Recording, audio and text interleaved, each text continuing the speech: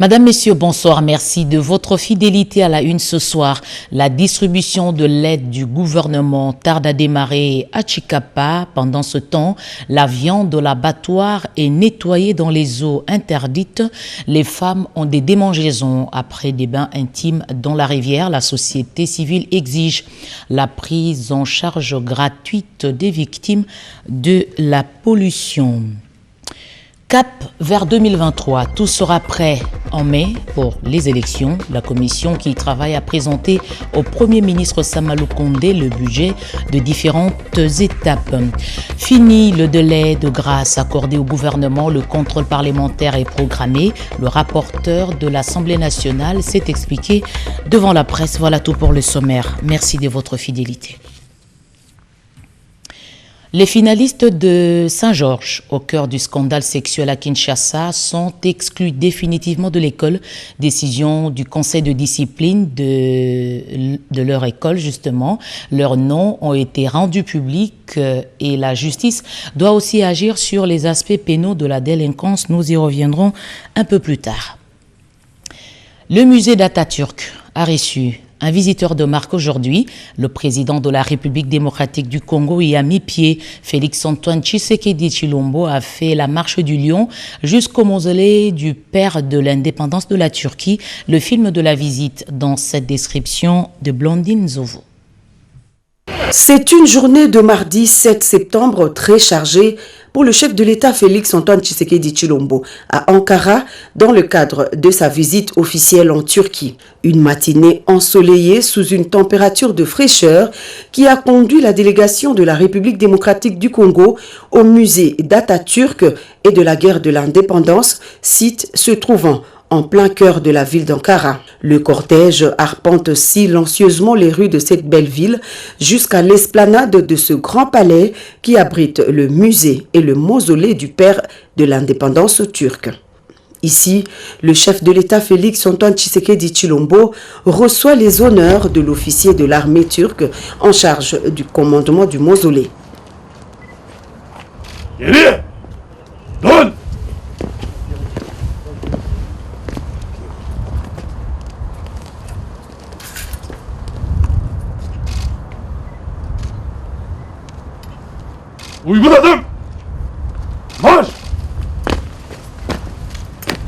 Après quelques explications sur le site, le président de la République et sa suite entament une longue procession sur le sentier carrelé, appelé la Marche des Lions, à côté d'une belle verdure connue ici sous le nom de la Forêt de la Paix, un endroit qui rappelle la nouvelle Turquie, celle moderne créée par Mustafa Kemal, affectueusement appelé Atatürk, le père de l'indépendance de la Turquie. C'est un silence cérémonial qui règne sur le sentier où l'on pouvait entendre à peine les sons des talons des marcheurs.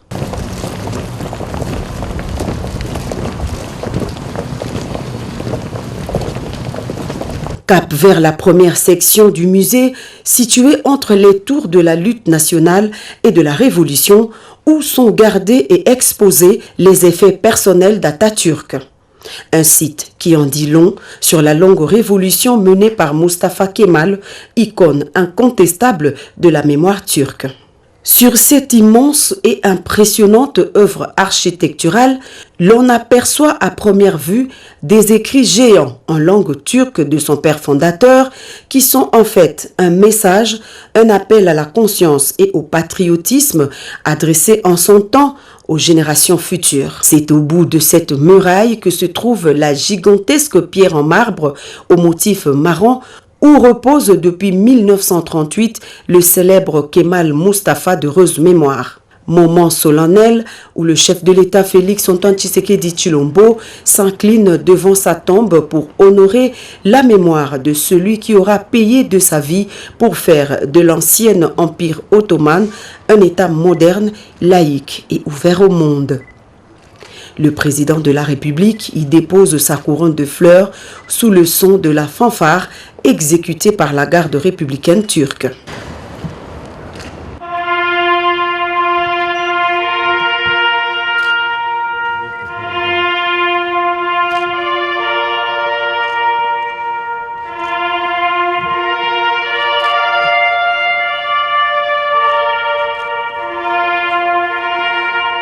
Après la photo souvenir prise devant le bloc du monument, le chef de l'État a clôturé la première partie de sa journée à Ankara par la signature du livre d'honneur dans la grande salle de la Tour du Pacte avant de reprendre la route de sa résidence. L'on retiendra pour l'essentiel que Mustafa Kemal, né en 1881 à Thessalonique, actuelle Grèce, est l'homme qui s'était illustré vers les années 1915 dans la contre-offensive germano-turque qui a donné naissance au traité de Lausanne, document qui a par la suite redessiné les frontières de la Turquie en 1923.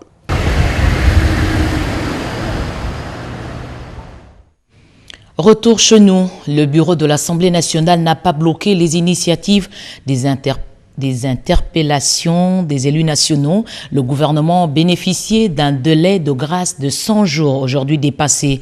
Devant la presse, le rapporteur de la Chambre basse a fait le bilan de la session dernière. On l'écoute au micro de Sylvie Moembo. Des auditions en commission. La commission économique et financière et contrôle budgétaire a invité les ministres de l'économie et des finances pour donner leur contribution par rapport à la proposition de loi portant création de la taxe de promotion de l'industrie, en rapport avec l'évaluation de l'état des sièges. L'Assemblée plénière avait exigé, avant toute prorogation, qu'une évaluation soit faite au niveau de l'Assemblée nationale pour permettre une éventuelle prorogation.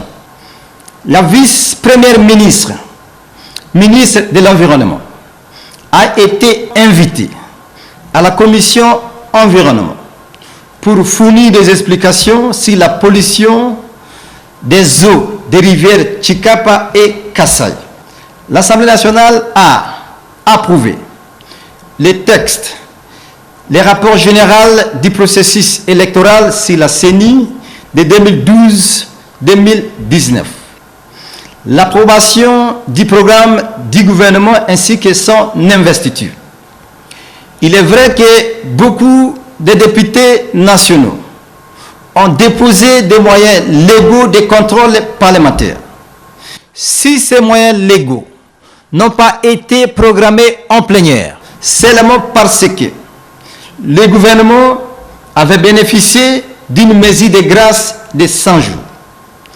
Étant donné que cette mesure est épuisée, j'aimerais rassurer aux honorables députés que tous ces moyens légaux de contrôle parlementaire sont enregistrés et seront programmés.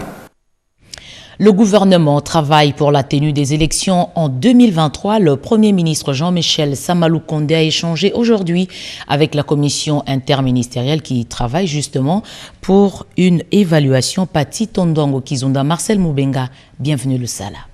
2023, les Congolais seront identifiés et enrôlés, bref, prêts pour aller aux élections. La commission mise en place par le Premier ministre Jean-Michel Samaloukonde Kyenge s'est réunie à l'immeuble du gouvernement ce mardi 6 septembre 2021. Composé des membres de la primature, du ministère du Plan, de la Commission électorale nationale indépendante, de l'Office national d'identification de la population et de l'Institut national de la statistique qui vont travailler en synergie pour l'enrôlement des électeurs, l'identification et le recensement de la population, et c'est là pour minimiser les coûts des opérations. On a mis les 3 opérations qui vont faire certaines opérations ensemble. Les opérations d'enrôlement qui seront faites avec l'appui de la CENI vont être terminées normalement, si tout va bien, l'année prochaine déjà. Tandis que les opérations d'identification de la population et le recensement général vont aller jusqu'à mai 2023. Ceci va permettre d'une part d'avoir les enrôlés pour préparer les prochaines élections suffisamment à temps et d'autre part d'avoir les cartes d'identité d'ici mai 2023 et à côté de cela avoir un outil de planification en connaissant le nombre d'habitants en République démocratique du Congo et le nombre de structures sociales et de travail en République démocratique du Congo. Donc c'est un travail important, c'est un travail mutualisé. Le budget a été donné, il sera pour toutes les opérations, pour les 3 organisations autour de 600 millions de dollars. Les instructions ont été données par les chefs de l'exécutif national pour que les dossiers soient prêts pour être avalisés par le Conseil des ministres. Une autre échéance, dans 6 mois, la mandature de la RDC à la présidence tournante de l'Union africaine prendra fin. Le panel chargé d'accompagner cette mandature dégage les grandes lignes de ce qui reste à faire. On écoute le coordonnateur du panel, Toumba Luaba. Il est vu pour faire changer les logiciels, non seulement de l'ensemble de l'Afrique, mais des Congolais, que les Congolais puissent croire qu'ils sont capables de beaucoup, qui peuvent transformer leur pays. Et si le Congo change, l'Afrique change. Si le Congo bouge, l'Afrique bouge. Nous avons une énorme responsabilité et les autres Africains que nous rencontrons ne cessent de nous le rappeler. Et je vais vous dire que le jour où le président de la République, Félix-Antoine Tshisekedi Tshilombo, a prononcé son discours d'acceptation du mandat, eh bien, il y a même des fonctionnaires de l'Union africaine, des interprètes et autres qui sont descendus pour dire « Nous avons entendu un message d'espérance, un message de responsabilité, un message qui nous fait croire dans les capacités de l'Afrique à se prendre en main. » Comme disait Kamanda, une Afrique et une puissance qui s'ignore. Voilà, en 2022, Séoul se prépare à accueillir un sommet sur la paix. Les précisions sur les préparatifs dans ce reportage de Alain Bikaï. 2022, Rallye d'espoir sera focalisé sur la réconciliation et la résolution diplomatique des conflits entre les nations. Il va offrir aux leaders politiques, scientifiques et aux citoyens simples les cadres de parler des problèmes complexes de notre planète. Il s'agit notamment des défis de la pandémie de coronavirus, du changement climatique et des événements récents liés au retrait des États-Unis d'Amérique en Afghanistan et de la paix en Afrique. La crise actuelle de la péninsule coréenne et ses conséquences sur l'Asie et sur le reste du monde sera aussi abordée au cours de ces forums. Les participants vont adopter une nouvelle stratégie qui vise à favoriser la réconciliation et la coopération dans le monde et dans la péninsule coréenne. Le continent africain prendra une part active à cette messe pour la paix internationale à travers certains chefs d'État et des gouvernements. Près d'1 million de personnes participeront à ces travaux par visioconférence et suivront également les messages d'espoir des Dr Ak Jack Moon, fondateur de la Fédération universelle pour la paix, une structure qui milite pour la paix dans le monde. Inauguré en 2020, les rallyes d'espoir est une série de sommets en ligne qui offre un cadre aux leaders mondiaux de discuter sur un large éventail de défis de l'humanité. Qu'est-ce qui bloque la distribution de l'aide du gouvernement destinée aux victimes de la pollution des rivières à Chikapa? Les bénéficiaires s'impatientent et les femmes continuent à se rendre à la rivière. Elles ramènent des démangeaisons de l'organe génital. L'abattoir nettoie les vaches dans la même rivière aux côtés des enfants qui se baignent. Regardez ce reportage de Franklin Kalombo. 47 jours depuis que la rivière Chikapa, qui tire sa source depuis l'Angola, a été polluée par une usine d'exploitation minière des Katoka basée dans la province de Lunda Sud en Angola. Le victime collatérale de cette pollution de la rivière Chikapa, qui continue à utiliser cette eau polluée, s'exprime. Je demande à ce que notre gouvernement pense à nous en faisant des forages. Nous avons utilisé cette eau par manque d'une bonne eau. Madame Lili Bilonda Badibanga du réseau de femmes pour le développement d'Ikassai plaide pour la prise en charge gratuite des soins médicaux de victimes. Le gouvernement central a envoyé de l'aide, mais ce qui est vraiment très important, c'est de prendre en charge gratuitement ces victimes. L'aide humanitaire du gouvernement central, qui est déjà à Chikapa, doit être donnée aux vraies victimes de cette pollution de la rivière Chikapa, pense Julie Ochano du même réseau. C'est une aide de notre papa et nous aimerions à ce que les enfants qui sont les vraies victimes, les vrais ménages victimes de cette pollution puissent pouvoir accéder à cette aide. Aux autorités de prendre encore toutes les mesures qui s'imposent et faire des suivis pour que cette eau qui n'est pas encore dépolluée ne soit pas utilisée par la population qui habite la ville de Tchikapa. La santé de gens en dépend. Moderna est arrivé. Plus de 250 000 doses de vaccins ont été réceptionnées hier soir sur le tarmac de l'aéroport international de Djili. Il est désormais possible de faire un choix pour se vacciner. Edith Chala Katala. Un nouveau vaccin contre le coronavirus est arrivé à Kinshasa. Il s'agit du Moderna mRNA 1273 qui offre désormais le choix aux candidats entre AstraZeneca et Moderna. Plus de 250 000 doses ont été réceptionnées par la vice-ministre de la Santé publique, Hygiène et Prévention, Véronique Kilumba. Ce lot qui arrive dans le cadre du mécanisme COVAX est un don du gouvernement américain.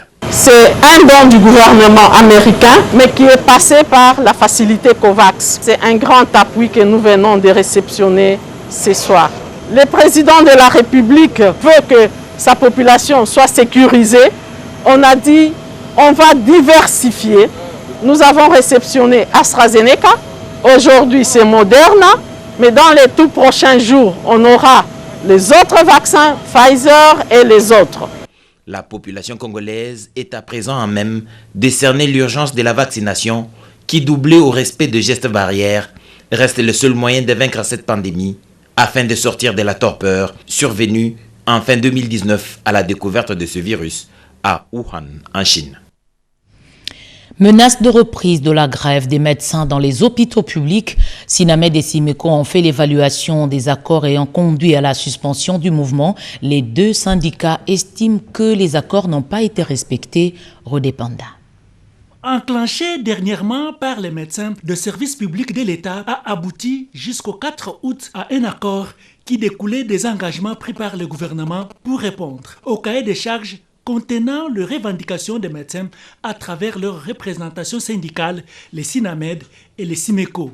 Parmi ces revendications, les bons traitements salariales à leurs prestations. Un mois après, voici l'évaluation faite par les médecins. Nous étions dans une action de grève qui a été suspendue à la demande des médecins. Et le motif de la suspension était s'accorder le temps pour tester la bonne foi du gouvernement. Lorsque nous évaluons au 30e jour, nous constatons que les actions qui devaient être posées à court terme dans l'imminent ne l'ont pas été. Nous constatons par ailleurs que les bases, notamment la commission interministérielle qui devait assurer le suivi de la mise en œuvre de tous les engagements pris, n'a pas été mise en route. Nous ne pouvons que attirer l'attention et surtout avoir attiré la sonnette d'alarme. Précisons ici que les actes les plus significatifs qui sont déposés par les cabinets santé, nous avons la responsabilité d'alerter et de responsabiliser l'ensemble du gouvernement de la République pour redresser la situation avant que les médecins ne prennent la décision difficile de reprendre la grève. Pour l'heure, les médecins continuent de faire confiance en leur gouvernement, la seule institution habilitée à trouver des solutions à leurs desiderata pour assurer la paix sociale à tout le niveau de la vie des Congolais, mais surtout à ses prestataires du secteur de la santé, médecins et autres. Désormais, le 7 septembre de chaque année, le monde va célébrer la journée de l'épidémiologie de terrain. La première journée a été inaugurée cette année. Lisette Moujenga Mutombo, explication. Célébrons nos détectives des maladies en santé publique en RDC. C'est le thème retenu cette année à l'occasion de la première journée mondiale de l'épidémiologie des terrains qui sera désormais célébrée le 7 septembre de chaque année. L'épidémiologiste de terrain, nous pouvons dire qu'il n'est pas limité seulement dans la médecine humaine. Il y a 3 volets, il y a la médecine humaine, il y a la santé animale et nous voyons aussi l'environnement. Donc c'est ce qui est vraiment alloué. Le Centre africain de contrôle et de prévention des maladies CDC Afrique, une agence de santé publique de l'Union africaine pour soutenir les initiatives de santé, appuie tous les pays africains frappés par la Covid-19.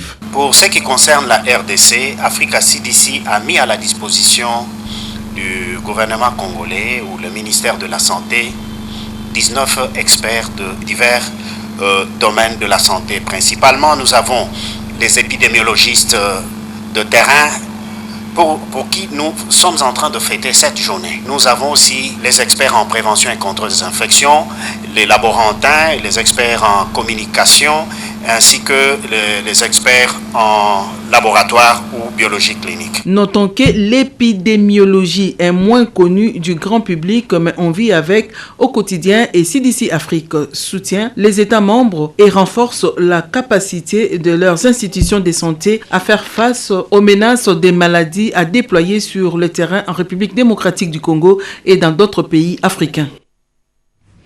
Sécurisation des journalistes qui travaillent dans les deux provinces en état de siège. Question au cœur des échanges entre le ministre de la Communication et des Médias et le secrétaire général de Journalistes en danger, GED, Jessica Basseli. Journalistes en danger s'indignent. La situation sécuritaire de professionnels des médias se dégrade, surtout dans la partie du pays sous état de siège. Depuis 3 mois, au moins 3 journalistes ont été tués pendant cette période de l'état de siège et que nous continuons à recevoir presque chaque jour des alertes des journalistes qui reçoivent des menaces, qui sont obligés de se cacher parce que bien souvent ils sont menacés parfois par des personnes identifiables. Tivis Tivoidi, secrétaire général de cette organisation non gouvernementale de défense des journalistes, a été reçu par le ministre de la Communication et Médias, porte-parole du gouvernement Patrick Mouyaya. Notre appel a été entendu. Le ministre a dit que le gouvernement était très préoccupé par la situation et très intéressé de pouvoir y mettre fin, et que le gouvernement a été engagé, le Premier ministre y compris, pour qu'effectivement, ensemble, avec nous, les organisations professionnelles, nous puissions trouver des solutions ou des voies de sortie à cette situation. Des échanges fructueux qui ont eu lieu sont rassurants. Nous avons discuté avec le ministre sur la possibilité de pouvoir mettre en place ce que nous appelons un mécanisme national de protection des journalistes, qui sera une plateforme d'échange d'informations entre les organisations professionnelles et des points focaux qui peuvent se retrouver au niveau des services qui sont concernés par les questions de sécurité des journalistes pour échanger des informations, mais aussi pour voir comment nous pouvons prévenir des cas d'atteinte à la liberté, comment protéger les journalistes, mais aussi mener des actions pour lutter contre ce que nous considérons comme étant l'impunité dont jouissent certaines personnes tout à fait identifiables qui parfois menacent d'abord des journalistes et puis passent à l'acte. Des dispositions sont donc prises pour plus de sécurité des journalistes dans le pays en général et dans la région sous état de siège en particulier. Énergie, il s'agit de nouveaux équipements pour la SNEL. Ces engins ont été réceptionnés par le ministre des Ressources hydrauliques, Marie Kalong. Mais aussi des énergies solaires et renouvelables. C'est dans ce cadre que 2 cabines compactes, dont de la société égyptienne ESMAC, ont été dotées à la SNEL pour accroître et augmenter son réseau de desserte électrique. Les responsables de ces sociétés, spécialisées dans la haute, la moyenne et la basse tension, en ont informé aussitôt le ministre des Ressources hydrauliques et électricité, Olivier Mwenzemkaleng, au cours d'une séance de travail ce mardi 7 août 2021, question de renforcer et d'améliorer les rapports de collaboration entre la République démocratique du Congo et l'Égypte. Nous sommes formés de 3 sociétés qui travaillent dans le domaine de l'électricité et qui couvrent toutes les tensions électriques, la haute, la moyenne et la basse tension. Nous sommes ici à Kinshasa pour essayer d'augmenter la collaboration entre l'Égypte et le RDC. Nous voulons participer à agrandir et augmenter le réseau électrique au Congo. Le ministre Olivier Mwenzemkaleng, qui a apprécié à sa juste valeur ce don égyptien, a rassuré son soutien aux investisseurs de la société ESMAC de ce pays ami. Grâce à la société ESMAC, l'Égypte a implanté plus de 360 sous-stations électriques dans son espace territorial national. Imaginez à la Tchangou, à Kitambo Magasin, à Mongafula, des cafés-bars qui fonctionnent. C'est possible. L'Office national des produits agricoles a la capacité de torréfier plus de 30 tonnes de café par jour. Le ministre de l'Agriculture est allé évaluer l'efficacité de cet engin. Marthe Mangaza Kalala.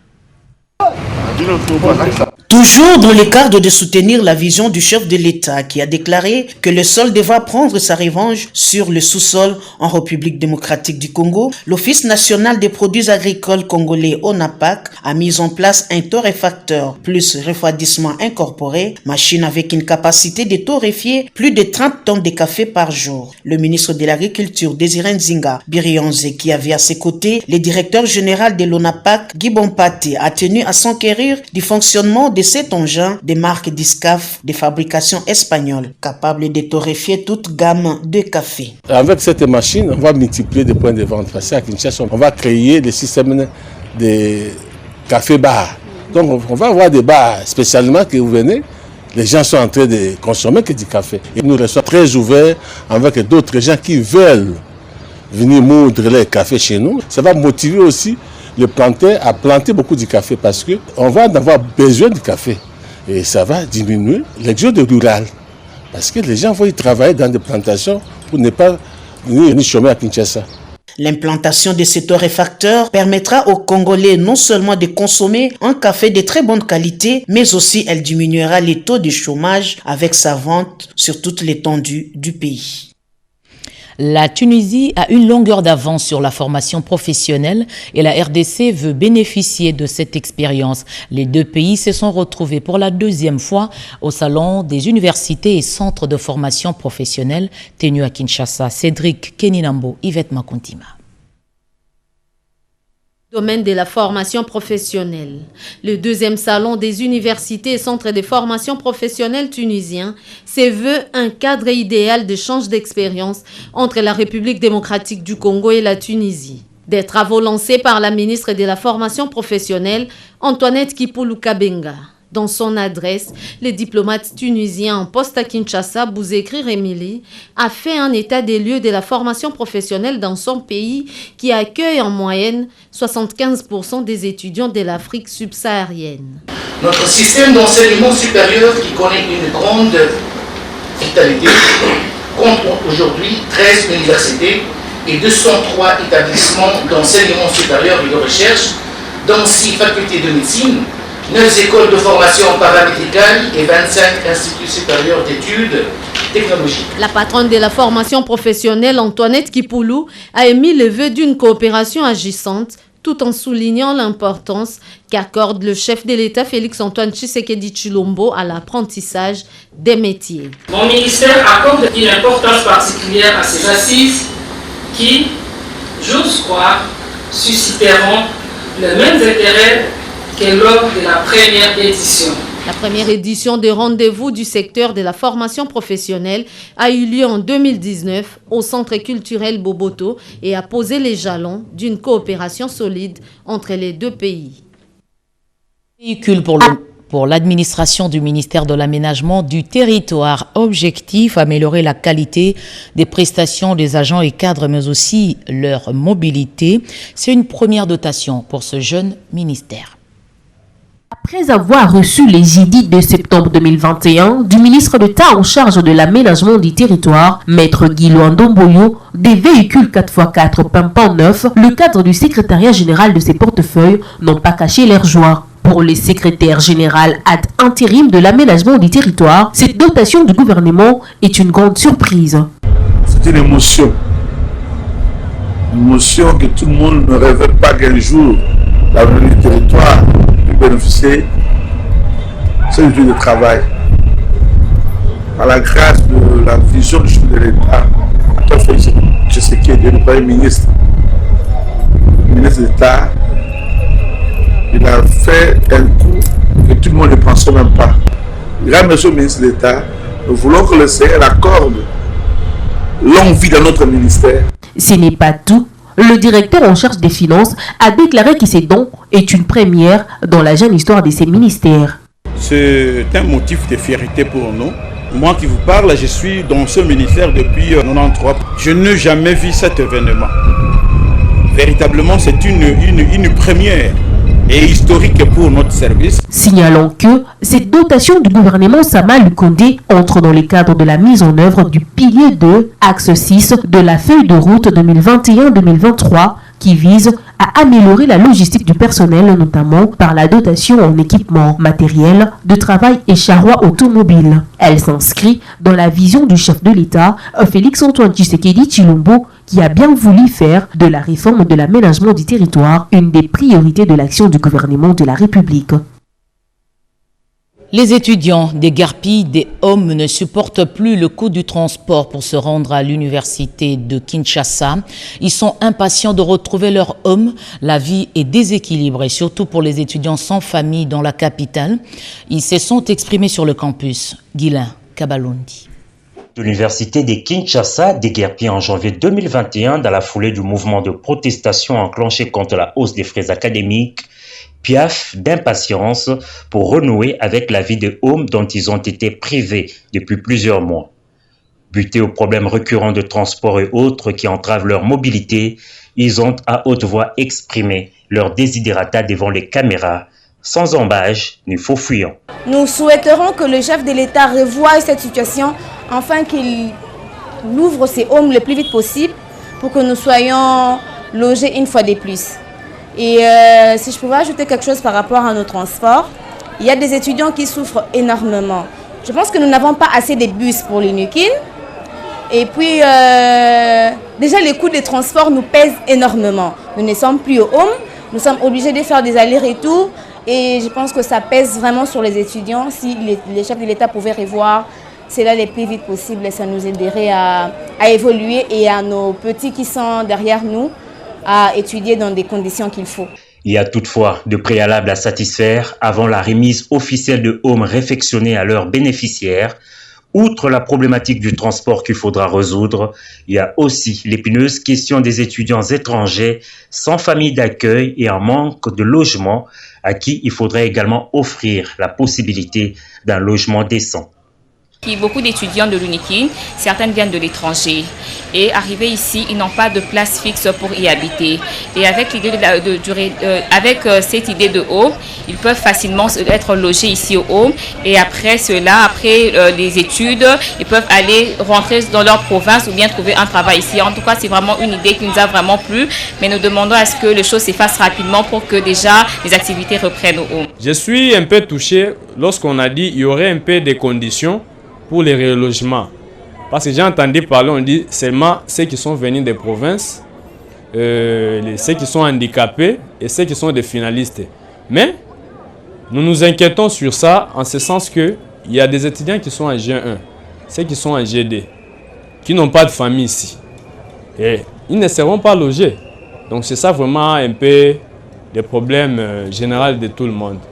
Ce qui est sûr est que ne va pas accéder au home qui veut. Les récurrents est censé répondre à un critérium édicté quant à ces, comme l'explique le secrétaire général administratif. Il y a un critérium maintenant fixé pour être logé. Par exemple, on ne pourra loger que 4 catégories d'étudiants.